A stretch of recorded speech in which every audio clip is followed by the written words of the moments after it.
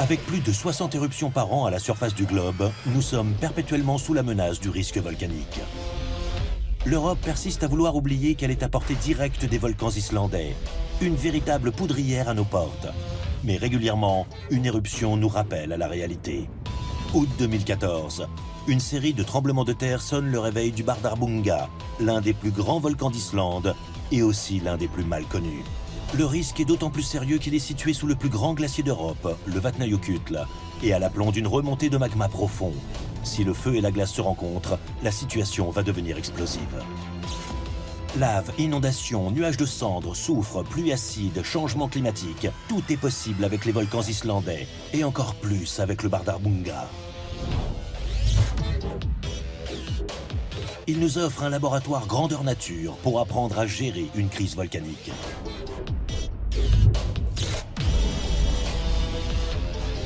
Cette éruption apportera enfin aux chercheurs une occasion unique de mieux comprendre l'énigmatique Bardarbunga et ses rapports avec les volcans voisins.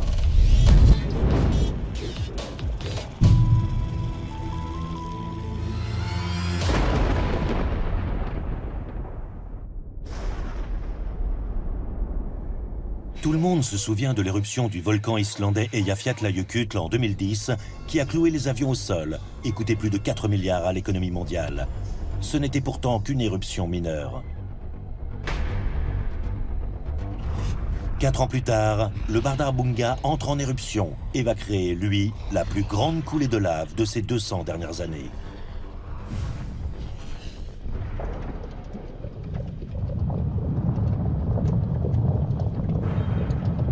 Des scientifiques de toutes les disciplines accourent au chevet du volcan. Ils vont poser des instruments de mesure, récolter des échantillons, analyser des gaz. Jour et nuit, ils vont se relayer et partager leurs études. Qu'ils soient sur le terrain ou qu'ils analysent les données dans leur laboratoire, leur expertise est vitale pour protéger les populations. Parmi eux, un géophysicien, le professeur Páll Einarsson. Il étudie les convulsions de la croûte terrestre depuis plus de 40 ans, avec une attention particulière pour son pays, l'Islande.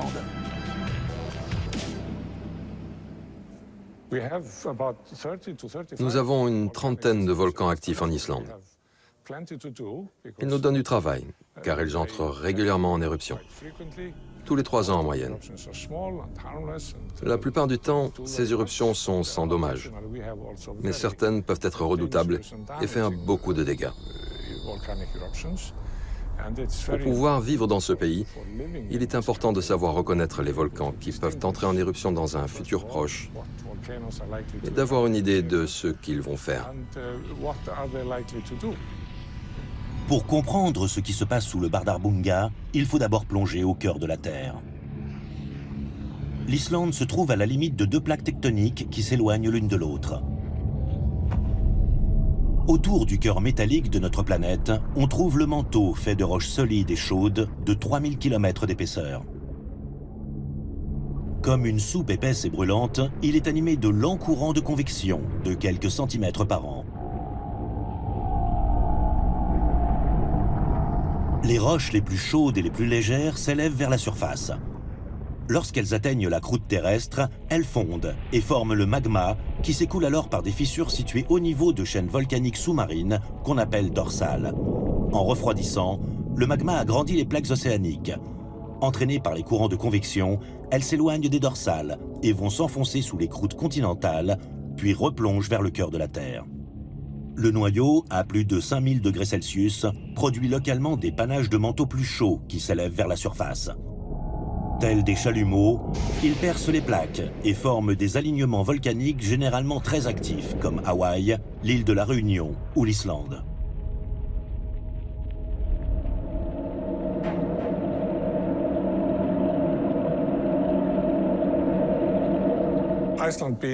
L'Islande étant située sur un point chaud, on y trouve un nombre élevé de volcans très actifs. En fait, c'est l'origine même de l'Islande. C'est pour ça qu'elle a émergé de l'océan.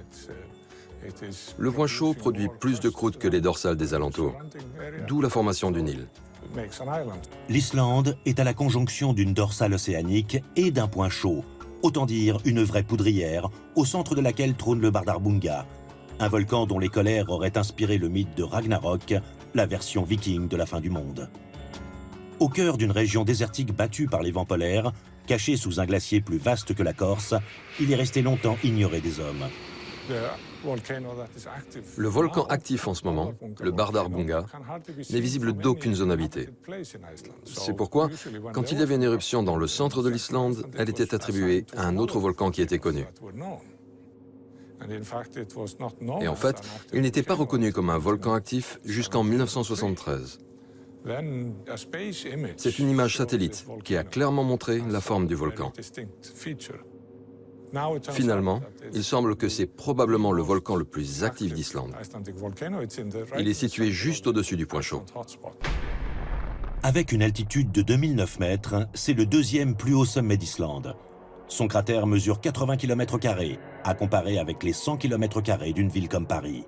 Le volcan central et son réseau de fissures s'étendent sur plus de 200 km, ce qui en fait le plus grand système volcanique d'Islande. Il y a 9000 ans, il a produit une coulée de lave évaluée à 20 km3, assez pour ensevelir Paris sous une couche de 4 km d'épaisseur. La coulée a parcouru 130 km vers le sud-ouest avant de se jeter dans la mer.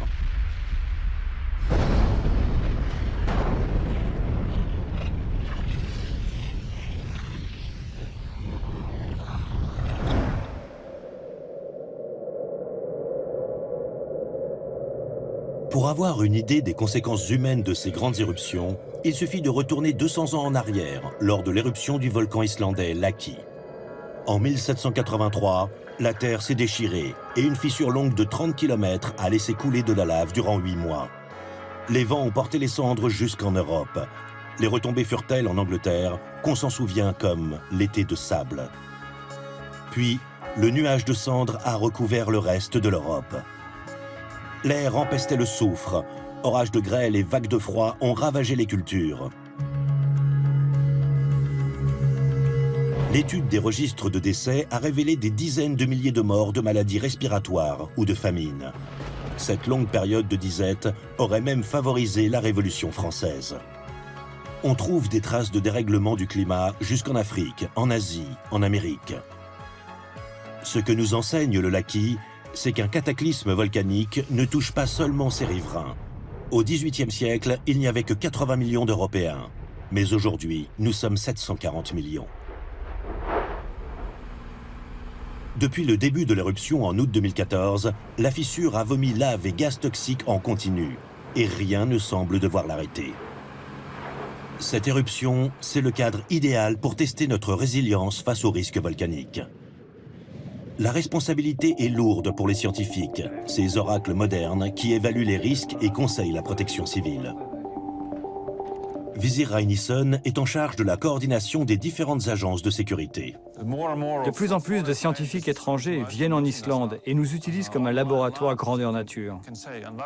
Et c'est une très bonne chose. Par exemple, en ce moment, sur cette éruption, nous travaillons avec un important programme financé par la communauté européenne qui s'appelle FutureVolc. Des scientifiques de 26 agences européennes sont présents. La chercheuse Stéphanie Dumont a été repérée par FutureVolc pour son travail sur les volcans du rift éthiopien, assez semblable à la situation islandaise. Elle a rejoint l'équipe à Reykjavik. C'est vraiment enrichissant, intellectuellement, de pouvoir confronter autant d'idées, d'avoir ces discussions, toutes ces méthodes qu'on apporte pour finalement comprendre ces processus volcaniques, toutes ces informations, eh bien, on arrive à les délivrer à la protection civile, leur dire attention, là on a remarqué des changements dans le comportement du volcan.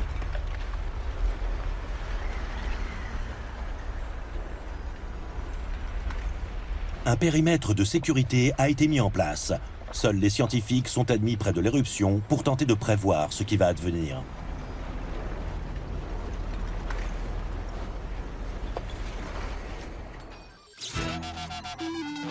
À défaut de pouvoir empêcher une éruption, la meilleure des choses à faire reste de l'anticiper.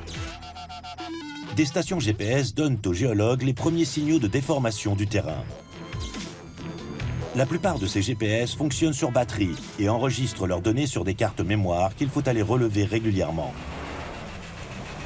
Stéphanie et son équipe passent des heures à sillonner la zone pour collecter les résultats.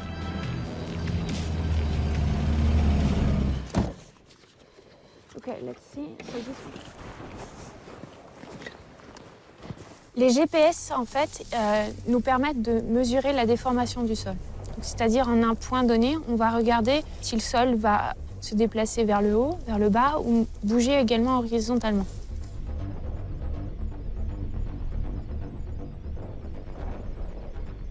En Islande, nous avons plus d'une centaine de GPS dont on connaît exactement la position. Et si on observe des déplacements sur certains points GPS, on va vérifier s'ils sont associés à un signal d'origine magmatique et donc s'ils correspondent à des mouvements de magma dans la croûte. La croûte terrestre est comme une couverture sur quelqu'un qui dort. Ces déplacements révèlent les mouvements du dormeur qui s'éveille. Au moindre signe pouvant trahir une activité magmatique, la communauté scientifique déploie ses instruments sur le terrain.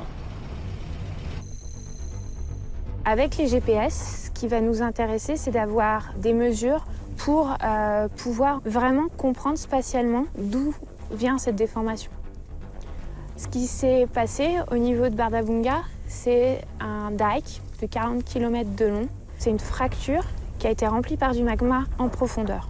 Un dike, c'est une véritable lame verticale de magma sous pression qui se propage rapidement dans le sol, ici jusqu'à 2 à 3 km/h. Le dike vient remplir et agrandir une fissure laissée par l'écartement des plaques. Durant sa mise en place, certains GPS se sont écartés d'1,30 m, créant un nouveau morceau d'Islande. Ici, on est peut-être à une dizaine de kilomètres du dike, mais les déplacements sont très importants. Quand on tire sur du papier, c'est la même chose en fait. On accumule ce qu'on appelle des contraintes, donc c'est une force sur une surface à un endroit donné. Et donc si on continue de tirer, bah ça craque à un moment. Sauf que bon, le réseau de fractures, en fait, c'est jamais un plan de faille, c'est toujours des petites failles qui vont finir par se rejoindre. Ça donne ce qu'on appelle les rifts. Les plaques tectoniques accumulent des tensions pendant plusieurs siècles. Lorsque la croûte cède enfin à leur traction et les libère, le sol se lézarde et tremble, ce qui ne passe pas inaperçu auprès des scientifiques. L'Islande est située à la limite de deux grandes plaques divergentes. En s'écartant, elles produisent des séismes. Quand les volcans entrent en activité, la première chose que l'on remarque le plus souvent, ce sont des petits séismes. Les séismes sont donc très utiles comme moyen d'étude et de surveillance des volcans. L'université dispose d'un réseau de sismomètres qui couvre tout le pays. En cas d'alerte, elle déploie un réseau temporaire dans les zones les plus actives.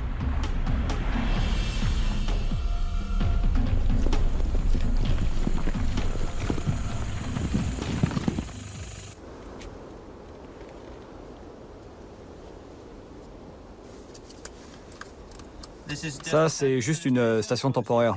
Elle fonctionne avec des panneaux solaires et une batterie. On vient régulièrement vérifier et collecter les données.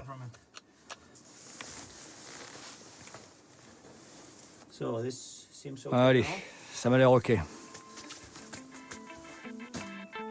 Toutes les données sismiques convergent vers les services du Bureau météorologique islandais. Étrange Météo National, qui publie non seulement les bulletins météo, mais aussi ceux des aurores boréales, des tremblements de terre et des éruptions. Elle gère le risque volcanique à partir de son propre réseau d'instruments de mesure.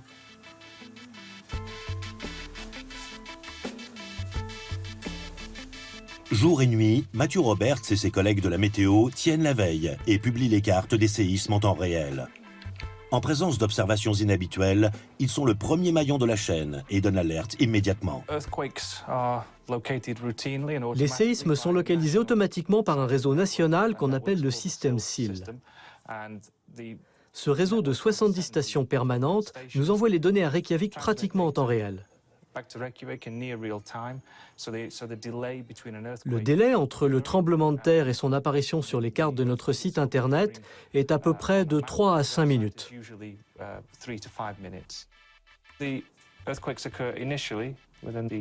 Les séismes ont commencé sous le cratère, à des profondeurs de 8 à 12 km. Le magma est sous pression et il porte les roches jusqu'à leur point de rupture. C'est ça qui produit les tremblements de terre. Au cours du temps, le magma a commencé à faire son chemin horizontalement sous la croûte. Ce magma forme le dike, une muraille souterraine de 8 à 10 km de haut, très fine, de quelques mètres d'épaisseur seulement. Le dike va au plus facile et s'insinue dans un réseau de fissures qu'il agrandit et vient combler. Il se met en place sous le cœur du volcan, puis s'étire 45 km vers le nord, où il finit par percer la surface au travers d'une ancienne coulée de lave qu'on appelle Holuron. La particularité du Bardarbunga, c'est sa localisation. Il est juste au-dessus du point chaud islandais et sous le plus grand glacier d'Europe. Si le feu et la glace se rencontraient, on risquerait une éruption beaucoup plus importante que celle de l'Eyjafjallajökull en 2010. Jusqu'ici, le dike a permis au magma de s'écouler à l'extérieur du glacier. Une chance, car le danger des éruptions sous-glaciaires, c'est le Jökullaup, course de glacier en islandais, une inondation brutale qui détruit tout sur son passage.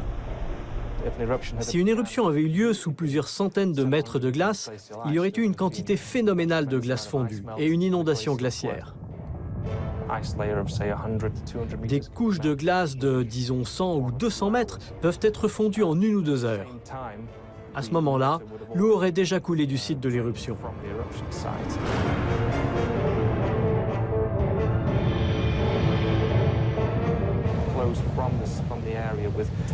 Elle s'écoule de la zone avec une grande force et se déplace comme un raz-de-marée. Tout d'abord sous le glacier, puis elle perce la surface sous une pression colossale.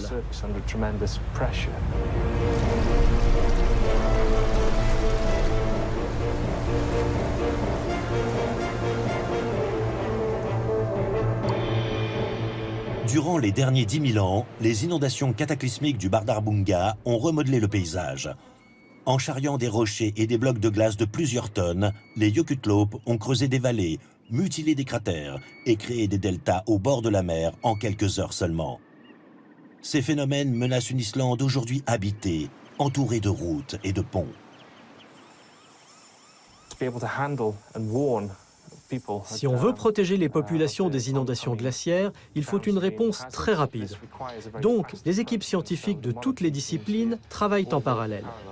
Nous échangeons énormément d'informations entre l'hydrologie, les séismes, la météo et les autres équipes. Les colères de la nature ne façonnent pas que le paysage.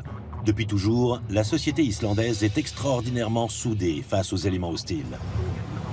La sécurité de la région est assurée par les Icelandic Search and Rescue Team, une communauté de sauveteurs bénévoles, surentraînés, suréquipés, prêts à intervenir dans les conditions les plus dures. Mais personne n'a envie de mourir inutilement pour quelques touristes imprudents. Je pense que c'est une sage décision d'interdire la zone à quiconque. Les choses peuvent basculer en un clin d'œil et vous vous retrouverez avec une situation incontrôlable. Et aucune chance d'aider quiconque. Aller récupérer des gens là-dedans, c'est envoyer des collègues à la mort. Ça ne serait pas juste une situation difficile. Beaucoup de gens mourraient, simplement. Les scientifiques sont les seuls autorisés à se rendre en mission sur le terrain pour effectuer des mesures indispensables à la surveillance de l'éruption. Le site de l'éruption se situe dans une plaine étroite, entre 2 chaînes de montagnes, avec au fond le Vatnajökull, le plus grand glacier d'Europe.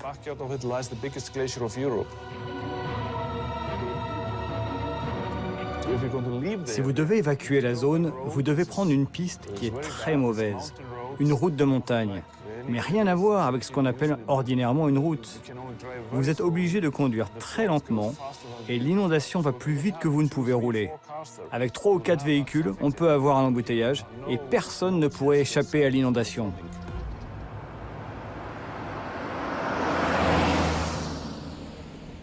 À l'abri des colères du volcan, la ville de Húsavík, le centre local de gestion de la crise, fait le lien entre les chercheurs sur le terrain, la police, les rescue teams et le centre de coordination nationale à Reykjavik.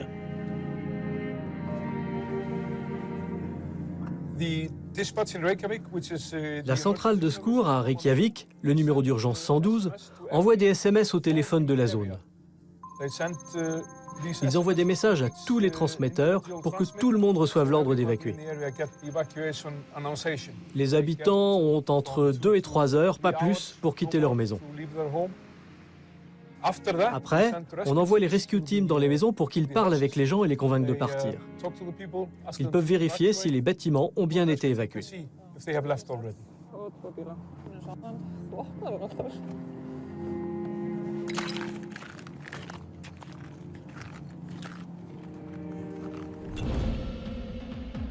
Ces inondations sous-glaciaires sont fréquentes, car le glacier Vatnajökull, grand comme la Corse, recouvre 6 volcans, dont le Bardarbunga et le Grímsvötn, tous deux très actifs. Grâce à un logiciel de modélisation des fluides, les chercheurs ont simulé une inondation du Bardarbunga et peuvent prévoir heure par heure l'arrivée de l'onde de crue pour aider le centre de crise à coordonner les opérations de sécurité. Sur cette carte, nous avons une estimation du timing de l'inondation jusqu'à la mer. Il y a un pont ici et il sera touché en 3 heures. Ce pont dessert la route numéro 1 qui relie toutes les villes islandaises. Cette route, c'est un peu la colonne vertébrale du pays. Sa rupture serait très pénalisante pour l'Islande. On est sur la route numéro 1.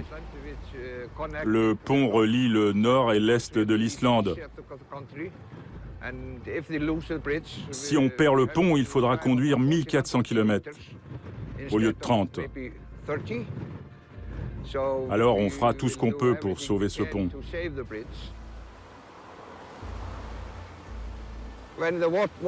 L'eau peut monter tellement haut qu'elle va toucher le tablier du pont. Il va se mettre à onduler de droite à gauche.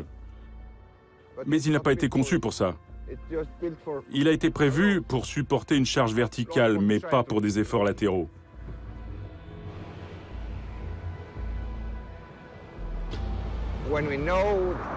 Quand on saura que la crue arrive, on aura à peu près 6 heures pour se préparer. Si on sait que la crue est trop importante, on va détruire la route là-bas pour que l'eau puisse passer sans arracher le pont.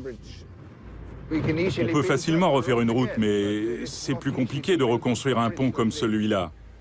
On n'a plus qu'à attendre. Avec un peu de chance, il n'y aura pas d'inondation, mais bon, on ne sait pas. Et malheureusement, on ne sait pas non plus comment prévoir la direction d'une inondation qui peut se déclarer n'importe où, ramper sous le glacier pendant plusieurs jours avant de surgir.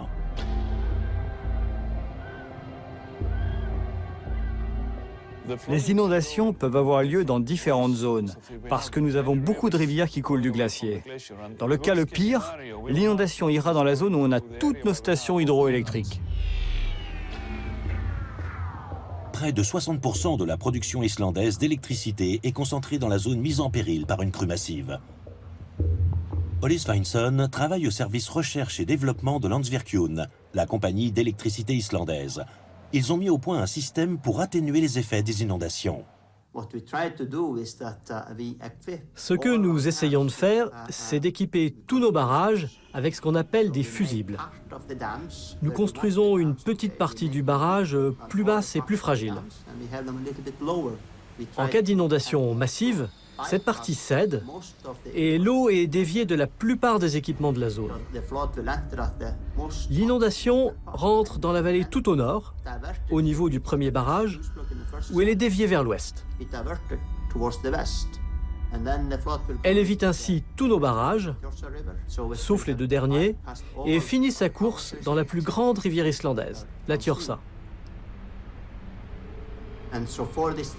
Avec des catastrophes naturelles de ce type, c'est difficile de prévoir la protection d'un ouvrage contre un danger dont vous ne connaissez même pas l'ampleur.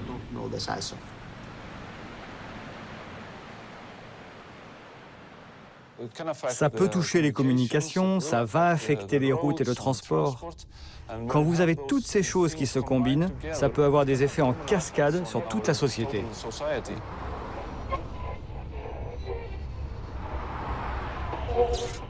En détournant la lave hors du volcan et de son glacier, le dike a temporairement éloigné le risque d'inondation. Mais il entraîne un autre phénomène inattendu. De retour à son bureau à Reykjavik, Stéphanie fait un point sur la situation.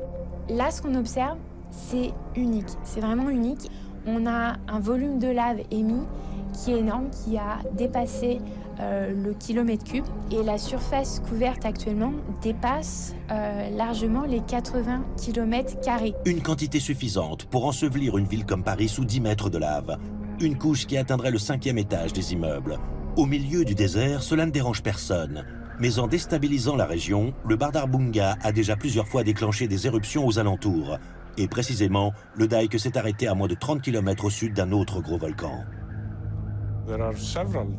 Il y a plusieurs volcans autour du Bardarbunga. Ils sont considérés comme des systèmes volcaniques indépendants. Mais ils semblent affectés par ce qui se passe sous le Bardarbunga. Et ils peuvent devenir actifs. Récemment, il semblerait que l'éruption de Gyolp en 1996 soit liée à une activité sismique sous le Bardarbunga. Quant au dike qui s'est propagé à partir du 16 août, on a envisagé qu'il atteigne le volcan d'à côté, l'Askia, et le fasse entrer en éruption. Situé juste à quelques kilomètres dans le prolongement du dike, l'Askia est l'un des volcans islandais les plus puissants. Lors d'une éruption il y a 150 ans, il a projeté ses cendres si haut dans l'atmosphère qu'elles ont atteint la Suède. S'il se réveille à son tour, il y aura 2 volcans majeurs en activité au même endroit. Pour suivre l'Askia heure par heure, Bergur Bergson, un géophysicien du bureau météo islandais, installe un sismomètre et un GPS équipé d'un transmetteur.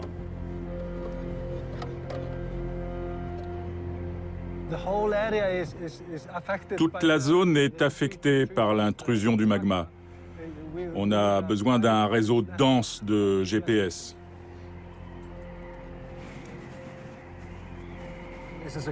Ici, c'est un site de campagne de mesure, ce qui veut dire qu'on fait des mesures tous les ans pendant quelques jours. Mais maintenant, à cause de l'activité du Bardarbunga, on veut pouvoir récupérer les données en continu à Reykjavik. Donc, j'installe une armoire électrique pour le GPS et à l'intérieur, il y aura une radio. Comme ça, on pourra surveiller cette zone de plus près que ce qu'on avait pu faire jusqu'ici. Les scientifiques pensent que la zone pourrait être très active dans les années à venir. Alors c'est vrai, on veut vraiment avoir l'œil dessus. La particularité de cette éruption, c'est que le réservoir situé sous le cratère du Bardarbunga se vide dans le dike. Ce mouvement de magma entraîne un lent effondrement de la colonne de roche et du glacier situé juste au-dessus du réservoir et fait revenir le danger d'une éruption sous-glaciaire. L'éruption se poursuit depuis des mois. En réponse à cela, le volcan a commencé à s'affaisser. Et le fond du cratère descend littéralement. Le système qui maintient le bouchon n'est pas stable. Combien de temps tiendra-t-il? Les chercheurs n'ont malheureusement pas la réponse. Leur rôle consiste à présenter toutes les options scientifiques. Beaucoup de scénarios sont possibles. Si le dike finit par se boucher, ou si l'éruption s'arrête d'elle-même, tout devrait rentrer dans l'ordre.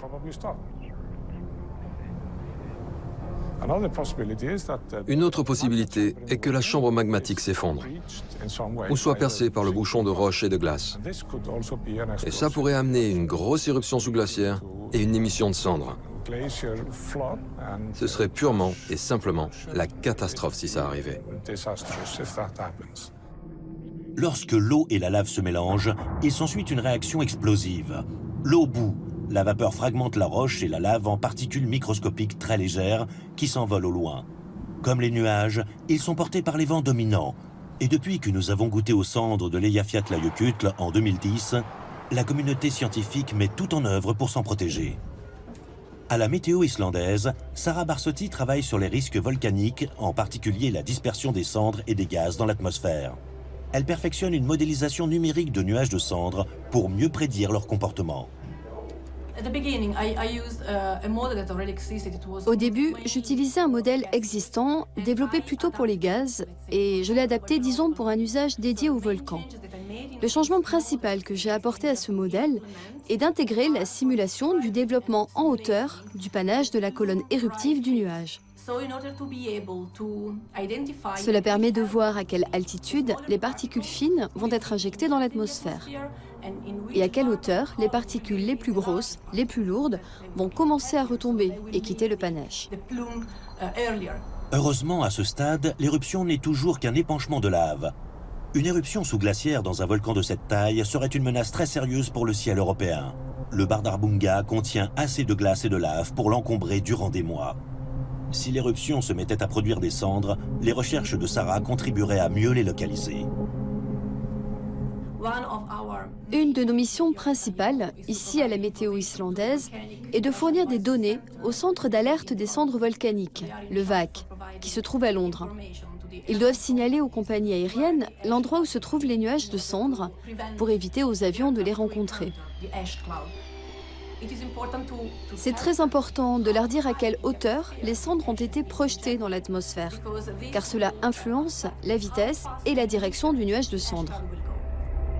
Lorsqu'une éruption envoie des cendres dans la stratosphère, au-delà de 10 000 mètres d'altitude, elles peuvent atteindre les jet streams, des vents qui soufflent jusqu'à 400 km/h et font le tour de la Terre en quelques jours.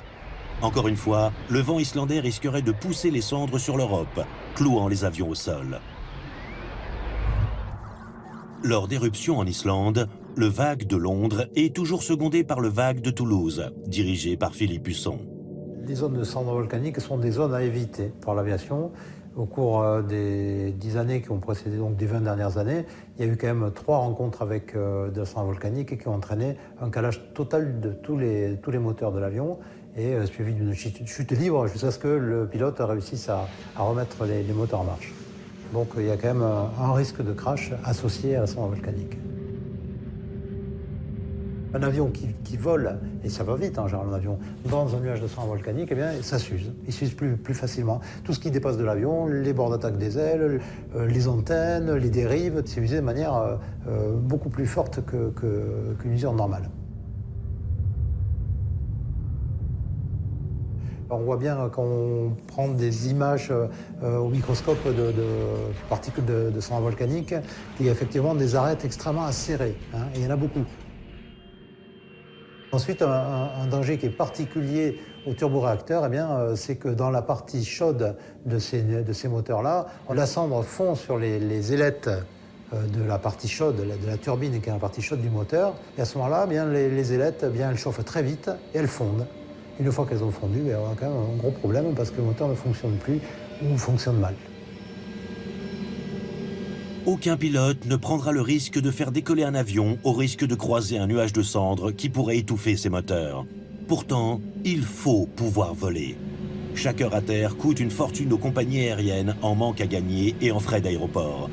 Il faudrait que les avions puissent détecter eux-mêmes les nuages de cendres volcaniques pour voler en sécurité. Il y a 20 ans, Fred Prata, un chercheur australien installé en Norvège, avait eu l'idée d'une caméra infrarouge capable de repérer la cendre volcanique. Ses recherches ne semblaient pas devoir trouver de financement jusqu'en 2010, lors de l'éruption de l'Eyjafjallajökull. Son travail est alors revenu sur le devant de la scène. J'étais à un congrès scientifique aux USA durant l'éruption de l'Eyjafjallajökull en Islande. À cette époque, je savais que nous avions une solution. Mais bien sûr, elle n'était pas encore assez mûre pour être installée sur un avion. Mais j'ai eu des appels qui me demandaient où j'en étais avec mes recherches. On s'est remis au travail et 1 an et demi plus tard, voilà où nous en sommes. Fred effectue ses premiers essais en Sicile lors d'une petite éruption de l'Etna.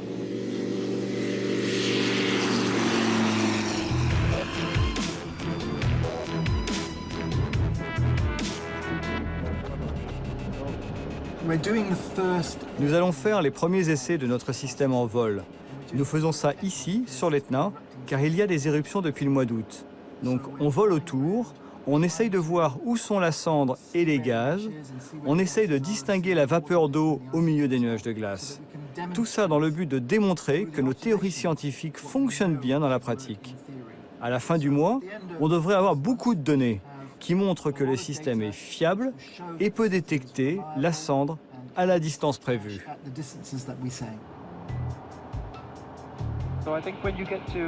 Quand tu arrives à 11 000 pieds, tu restes en ligne droite. Et nous allons filmer le panache en ligne droite. Tu peux rester sur cette trajectoire pour 2 ou 3 minutes? Ok, on peut faire ça. À l'avenir, tous les pilotes auront un de ces écrans. Ah, c'est bien. En couleur! En couleur? Waouh! Pour le moment, il ne s'agit que d'un prototype. Pour obtenir l'agrément de l'aviation civile, il faudra d'abord le tester sur des avions de ligne.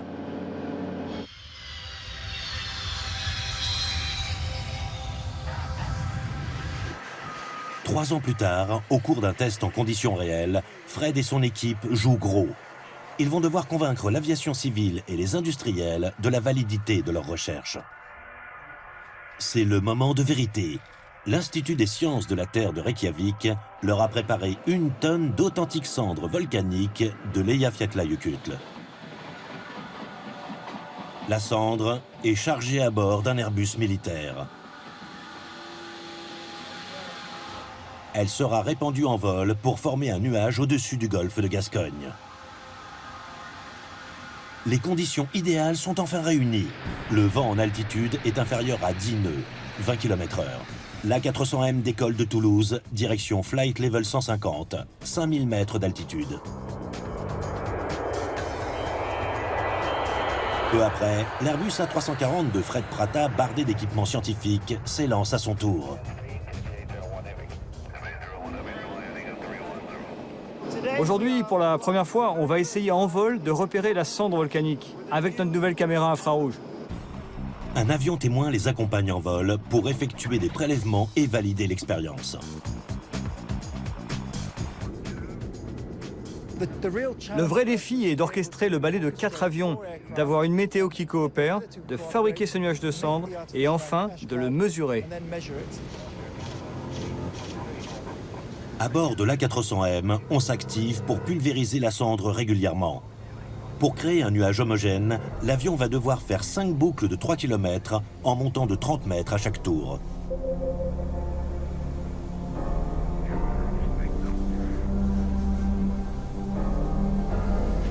Le système est fait de 2 caméras infrarouges. C'est comme des caméras, mais elles travaillent dans l'infrarouge, c'est-à-dire la température.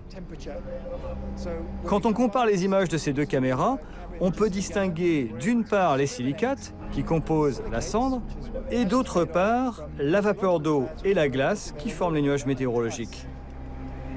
Le DA-42, l'avion témoin, analyse chimiquement l'air en temps réel au centre du nuage de cendres, mesure sa densité et compare ses résultats avec ceux de Fred à bord de l'Airbus.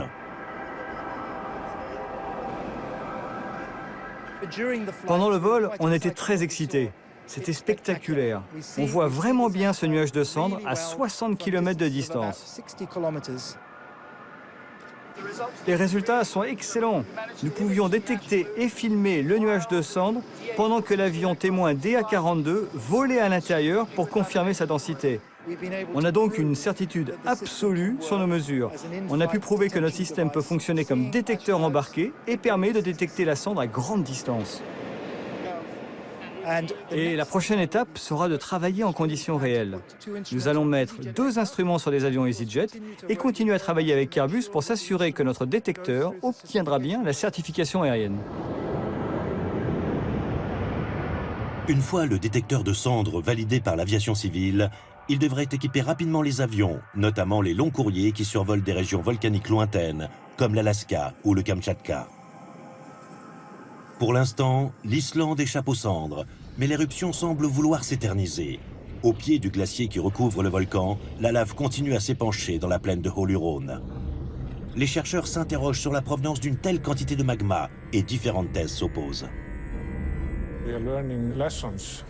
Nous apprenons des choses en ce moment, des choses très importantes sur la façon dont les volcans islandais fonctionnent. Il y a une station GPS au sommet du glacier et elle descend vraiment de 50 cm par jour.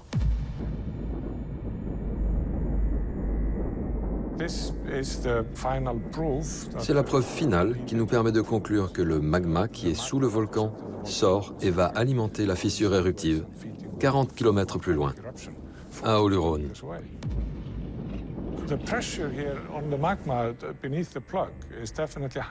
La pression du magma sous le bouchon est beaucoup plus élevée que sur le site de l'éruption, situé 700 mètres en contrebas du plancher de la caldeira.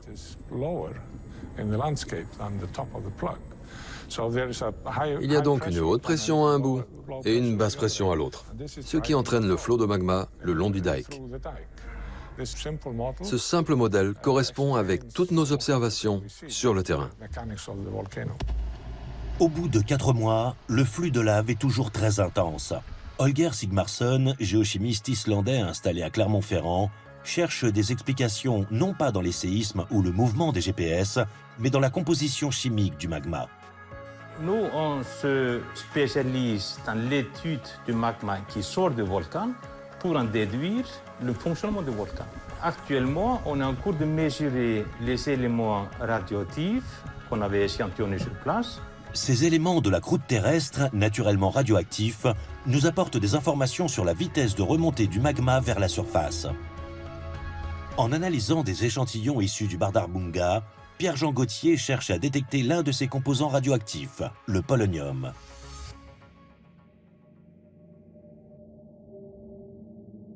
Ici, on est dans le laboratoire d'analyse de la radioactivité des échantillons naturels. On va mesurer toute la radioactivité qui est liée à la présence de polonium. Certains éléments radioactifs du magma se transforment progressivement en polonium. Une forte concentration de ce métal est l'indice d'un long séjour dans une chambre magmatique. Et ce qui est typique de l'éruption de Bardarbunga, c'est qu'on n'a pas de polonium dans le gaz. Donc ça veut dire que ce sont des magmas qui n'ont pas séjourné longtemps dans la croûte, qui sont transmis quasiment directement en surface. Alors ça s'explique assez facilement par la tectonique régionale de tout ce secteur de l'Islande, où on a des grandes failles qui s'ouvrent éventuellement pour laisser passer le magma en remontant vers la surface. Alors, chambre superficielle ou alimentation profonde? Certains chercheurs sont en désaccord et leurs arguments semblent irréfutables et il serait difficile de trancher. Mais ce n'est pas juste une querelle de spécialistes. La provenance du magma joue un rôle important dans la forme que prendra l'éruption et donc aux dangers auxquels on devra faire face. S'il y a une chambre magmatique superficielle et qui est active, on a peur d'une éruption sous les 600 à 800 mètres de glace qui créera une fusion de la glace. Par contre, si le magma monte de façon verticale sous les cratères, il n'y a aucun danger d'une fusion d'une glace parce qu'on est au nord du glacier. Donc il y a des scénarios complètement différents pour la sécurité civile vis-à-vis de ces deux hypothèses. Les échantillons de cristaux remontés des profondeurs nous ramènent des indices sur la composition chimique du magma. Dans ces cristaux, on peut mesurer les teneurs en gaz. Les premiers résultats obtenus, on voit qu'il y a énormément de soufre. Et dans l'atmosphère, il va ensuite être transformé en acide sulfurique, ce qui produira la pluie acide. Chaque jour, le volcan émet jusqu'à 6 fois plus de soufre que les émissions industrielles européennes. C'est vraiment la signature de cette éruption. Des pics de pollution au dioxyde de soufre provenant d'Islande ont été enregistrés jusqu'en Europe continentale. Sur le terrain, des instruments comme des spectromètres ou des radars surveillent en continu le soufre rejeté par le volcan. On a des mélanges de gaz et il est très difficile de prédire les zones affectées ou pas. Vous pouvez très bien vous trouver là sans masque à gaz ou bonbonne d'air. Mais 500 mètres plus loin ou plus près, la situation sera complètement différente. Certains gaz chassent l'oxygène. C'est très dangereux. Vous n'avez plus du tout d'oxygène à respirer.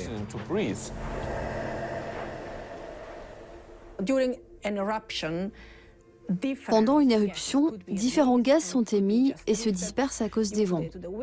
Ils peuvent affecter l'environnement, les gens, les animaux. L'idée, c'est de fournir des bulletins météo de dispersion du dioxyde de soufre consultables sur notre site internet pour que la population puisse savoir à tout moment quelles sont les régions concernées par le nuage volcanique dans les jours à venir.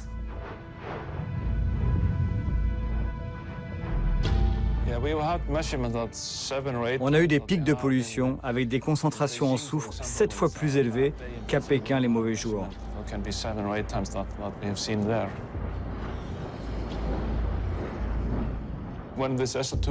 Quand le dioxyde de soufre se mélange à l'eau de la pluie, on a de la pluie acide.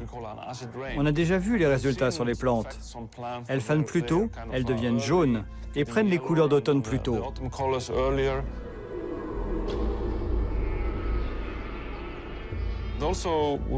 Il faut aussi qu'on mesure très précisément les effets sur le cheptel, les moutons et les chevaux. Dans les pâturages, cet été, il faudra faire encore des prélèvements. Cet automne, on a dû les rentrer plus tôt que d'habitude à cause du dioxyde de soufre.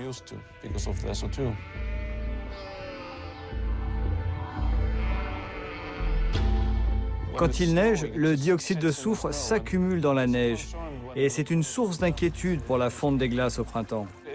Si on a trop d'acide dans les rivières, cela peut nuire à la croissance des poissons. C'est quelque chose que nous devons mesurer et surveiller. Pour le moment, seuls quelques pics de pollution au soufre ont été repérés en Europe. Mais les Islandais ont tous en tête l'éruption historique du Laki qui a décimé près du quart de leur population, déréglé le climat mondial pour plusieurs années et tué des dizaines de milliers de personnes directement ou par la famine. Un volcan comme le Bardarbunga peut encore amener ce genre de catastrophe. Aujourd'hui, chaque événement volcanique nous permet de progresser dans l'art de détecter les éruptions et dans les parades que nous pouvons mettre en œuvre. Les éruptions de 2010 et 2011 ont donné une impulsion à l'Islande pour développer son réseau de surveillance et s'équiper en matériel de détection et d'analyse. Depuis le début de l'éruption, nous avons des contacts quotidiens avec la météo nationale anglaise. Ils ont accès à une partie de nos données, ce qui leur permet de vraiment voir en continu ce qui se passe. Chaque mois, nous faisons un exercice pour répéter nos procédures d'urgence. Tout ça, ce sont des ingrédients pour bien gérer une crise volcanique. Globalement, je pense que beaucoup de progrès ont été effectués. Après 6 mois, la descente de la caldeira s'arrête progressivement. Les fontaines de lave finissent enfin par se taire. Mais est-ce vraiment une bonne nouvelle? Le Bardarbunga se calme à peine que déjà les scientifiques se demandent si la chambre magmatique n'est pas en train de se recharger. Ce qui est ressorti en fait des observations des gros épisodes de rifting en Islande, au Krapla, c'est que lors de ces épisodes de rifting, on a eu un premier dike majeur et de très gros volumes de magma et après une série de petits dikes. Mais ici, ce qui change, c'est que l'on sent vraiment l'influence du point chaud. Un énorme volume de magma est disponible, ce qui laisse la possibilité à une autre intrusion d'être émise vers le nord, en direction du volcan Askja ou directement sous le glacier. Cette éruption n'est donc peut-être que la première d'une série sur les failles du Bardarbunga. L'avenir tranchera. Nous venons enfin de réaliser que les volcans islandais nous envoient des cendres depuis l'aube de l'humanité. Mais qu'ils soient italiens, japonais ou islandais, notre monde complexe ne peut les ignorer et devra apprendre à vivre avec eux. Vivre avec les volcans, cela signifie des satellites et des avions capables de repérer la cendre jour et nuit, plus de constructions antisismiques, des réseaux routiers adaptés, des flux de communication multiples, des plans d'évacuation fiables et répétés, des plans C pour remplacer les plans B. Mais pour commencer, il faut que le Bardarbunga et les autres soient largement instrumentés et surveillés automatiquement. Car malgré toute notre science, ces humeurs restent souvent imprévisibles et il n'a probablement pas dit son dernier mot. Telle est la leçon du laboratoire volcanique, mené par une poignée d'irréductibles Islandais. Une éruption, surtout une éruption de grande ampleur, change la configuration d'un volcan. Il n'est donc plus vraiment le même après coup. C'est pour cela que nous devons bien connaître tous nos volcans. Sinon, nous aurons du mal à vivre à leur contact.